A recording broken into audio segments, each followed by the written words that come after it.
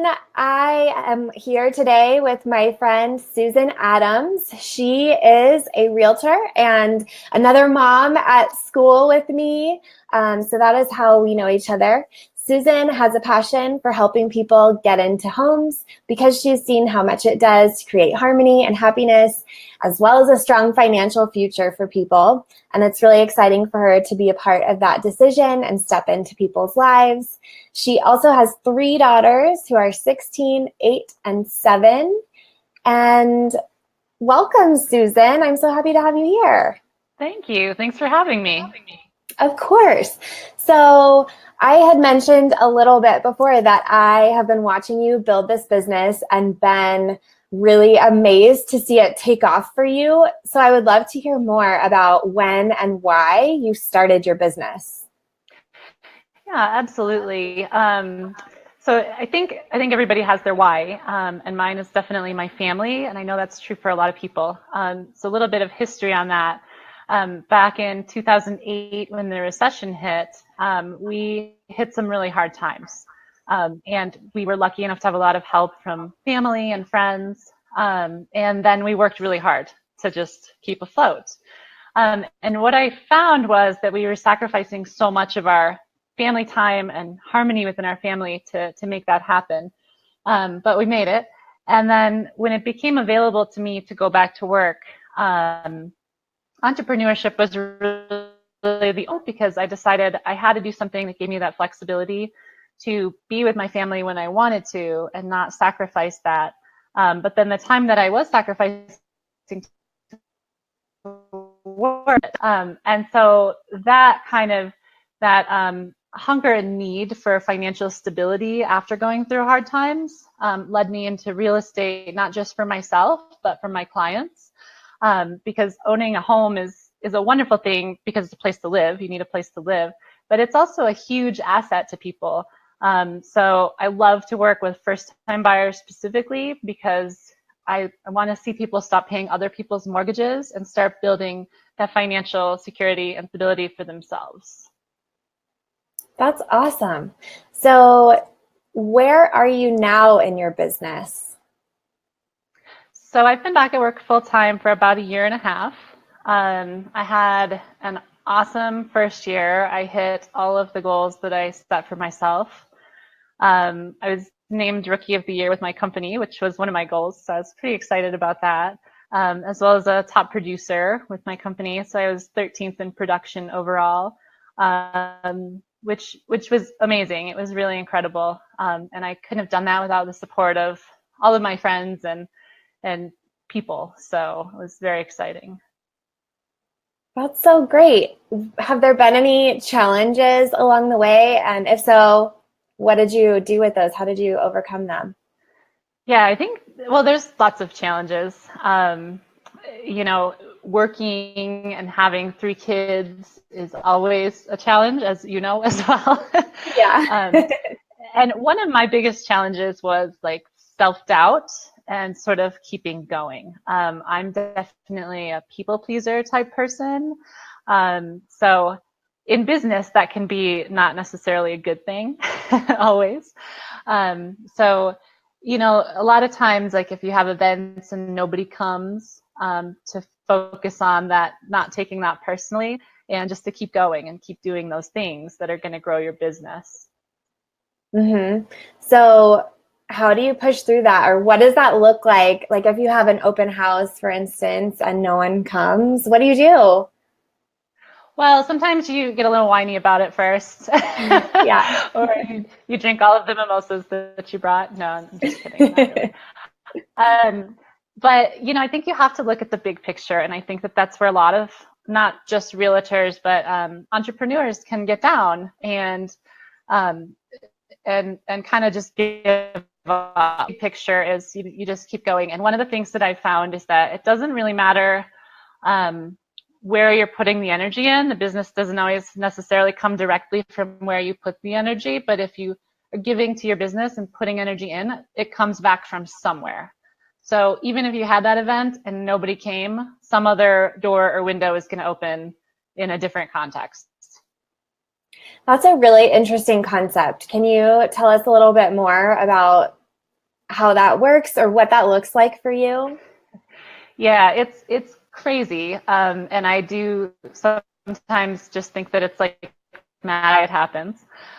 Because it's very up and down owning a business. And sometimes you're doing awesome and sometimes you're like, oh, this is crazy and I suck. Um, but if you just keep going, and like in my business, it's all about, making calls and making connections and having the open house. Somehow when you put that time in, it comes back to you in other ways. It's like a boomerang. Mm-hmm. I love it. So you mentioned making calls and making connections. I think that's really important for every business. Do you have any tips for any kind of business owner when it comes to kind of getting over that fear maybe of reaching out to people and following up and all of those things? Yeah, that's something that I really had to get over in my own head. But I think that you really have to come from a place of that you're offering value. So it's not like when I'm calling them a client, it's because I really want to connect with them as a person. And I'm offering something of value. So if it's a follow-up, on somebody who might want to be a client, it's what can I offer to them that's valuable to them.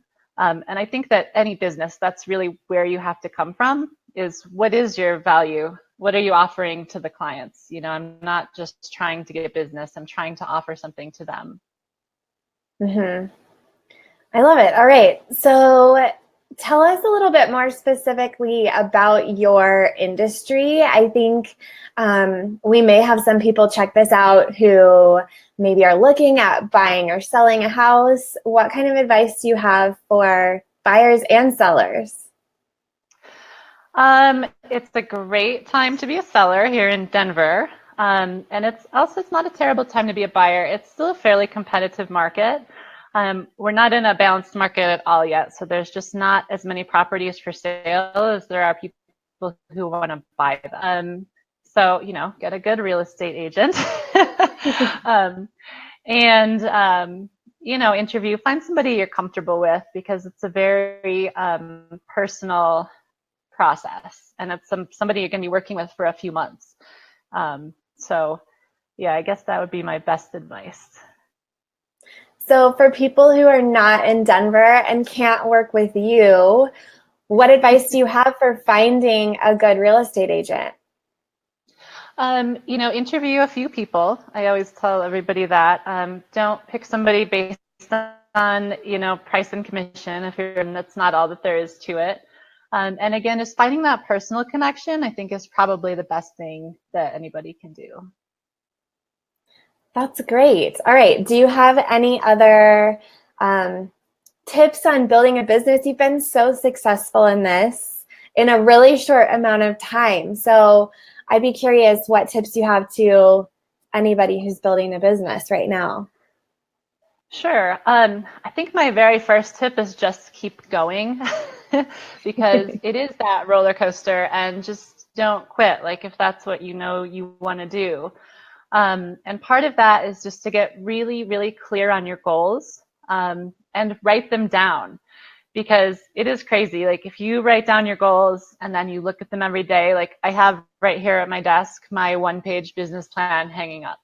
And that's what you focus on. Like what you focus on expands, right? So Mm-hmm. write them down, really focus on it.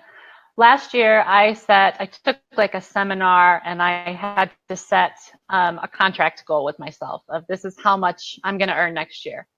And you had to fill out a whole worksheet and figure out, okay, like ideally, in an ideal world, here's all the money I would have for all the different buckets. It was an insane number, because at the time I hadn't made $1. I didn't even have anything under contract. And when I looked at it again at the 1 year mark, I had exceeded that amount by $1,500.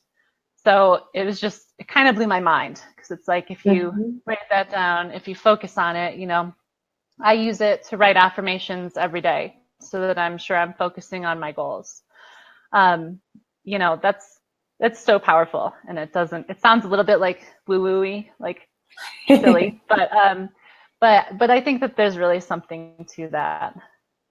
Yeah, I think so too. And in a lot of my work, I really focus on how our mindset and our thoughts create the results that we get in our life, because whatever we're thinking about creates our feelings, and feelings are what inspire any action. Like anything that we do in life is because of a feeling that we're feeling, and those all come from our thoughts. So I think that that's really the brain science, I guess, behind what sometimes feels like magic when we don't even understand how we've created something for ourselves. So I love that you're doing that, and that when you first wrote that down, it seemed crazy, like impossible, because you had $0.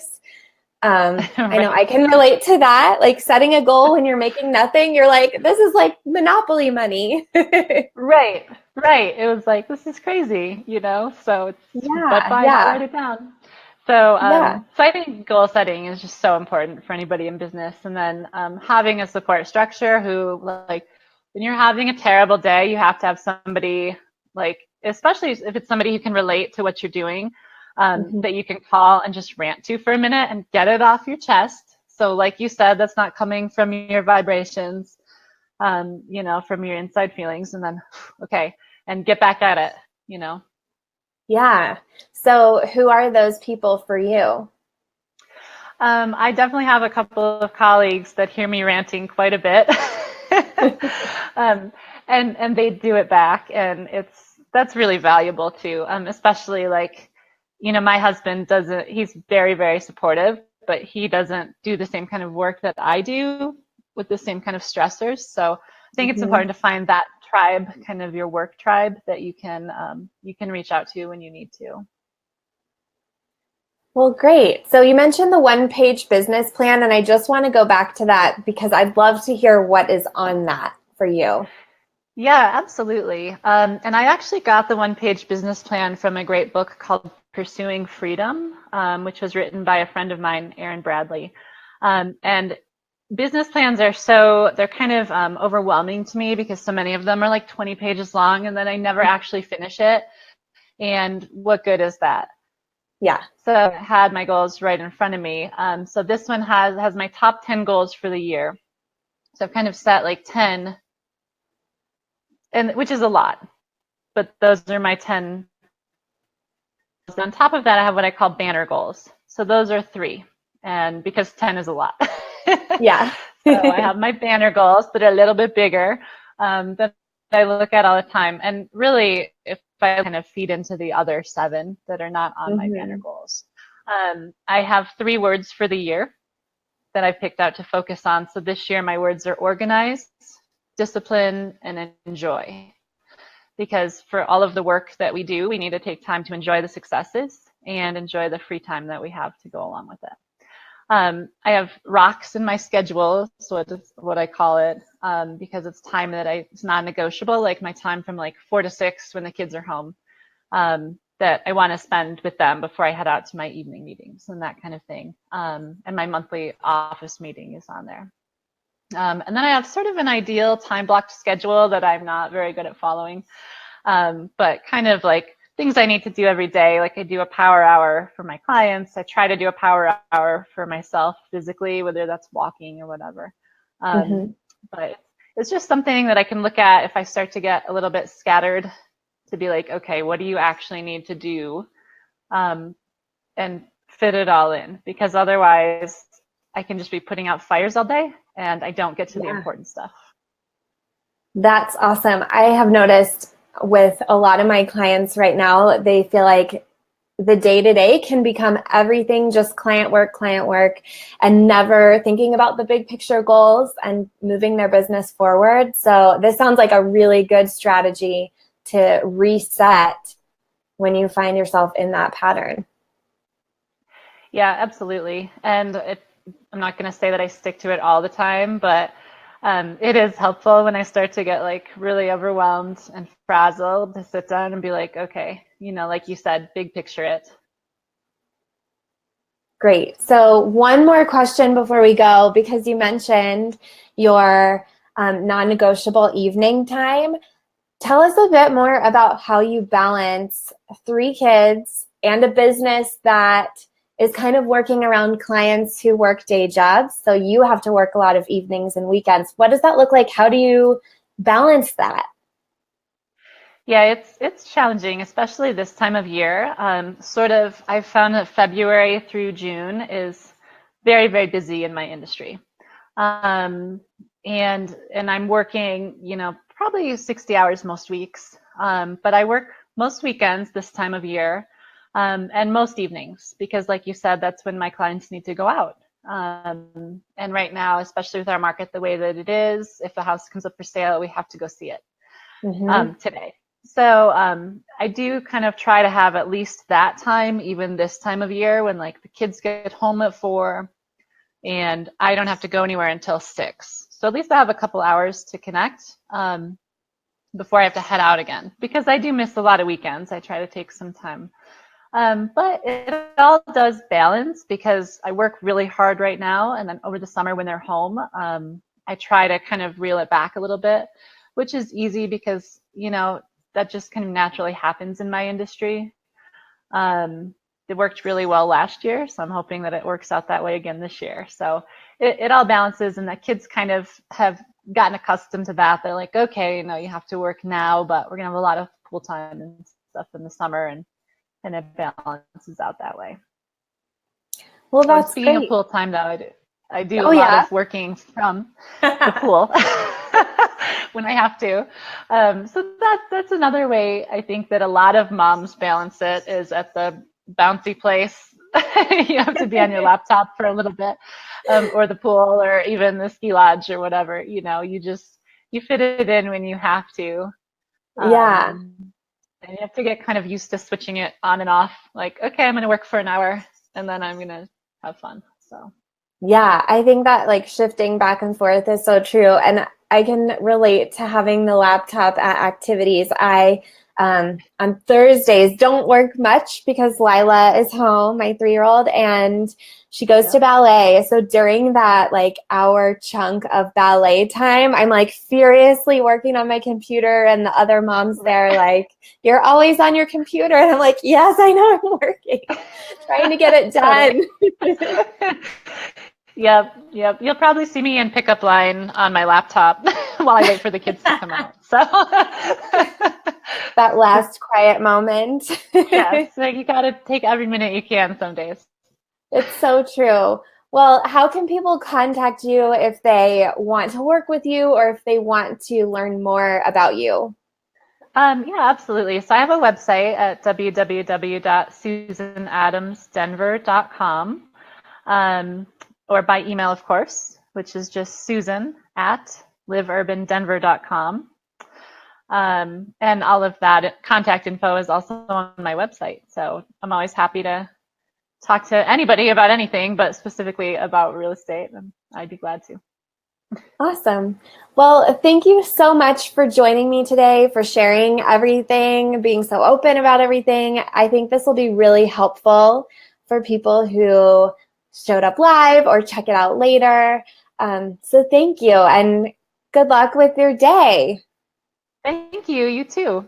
Thanks. All right, probably see you at pickup or drop off later this week. Yes, definitely. All right, talk to you later, Susan. Okay. Bye-bye. Bye.